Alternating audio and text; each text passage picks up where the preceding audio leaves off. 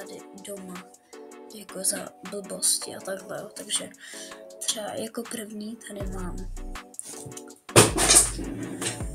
klobouk, prostě.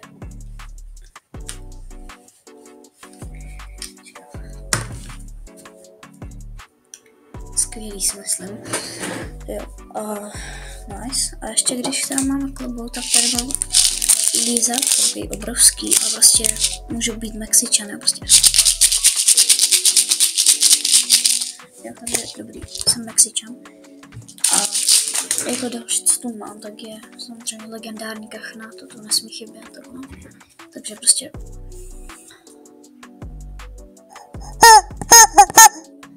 Jo, nejlepší kachna. No, pak jako další, co tu mám, tak je tady to. Já mám prostě 2 hračky pro psy. Jedna je donut, kachna, kam. Prostě proč, nevím. Pak mám tady taky legendární zvíře. Mushroom kráva. Jo, to je taky prostě mega dobrá. Nevím, prostě jsem si ji random koupil, nevím proč. Jako další, co tu mám, ale je to fakt ultra zbytečný, ale prostě to nepotřebuješ. Absolutně ani nevím, kam, co to je, prostě... Já nevím, kam.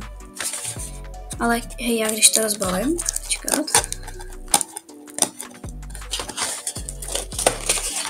Já když to rozbalím, tak čekujte, co v tom najdu.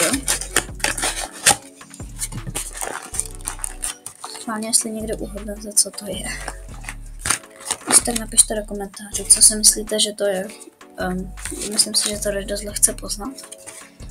No, takže to tu taky mám. A jako poslední věc, co tu mám, což jako, nevím, jestli je úplně až tak zbytečný, ale taky jako nevím, proč bych to tu měl, jo. Je takhle přívěšek plišovej, Prime. No, pak jako další věci, jako co tu mám, tak jsou třeba moje pití, jo, takže třeba jako vám to můžu takhle ukázat. Vlastně tady mám takhle, tady pití, jo, takhle Prime, pak tady jako Fantu malou, mi přijde hrozně roztomilá, podívejte, jak je malá. Pak Popstar, který tady mám, fizzy drinky a no, to je asi všechno, takže myslím si, že to je docela dobrý a teda, jo, to je teda všechno pro tohle video, takže dejte like a odběr a zatím čau.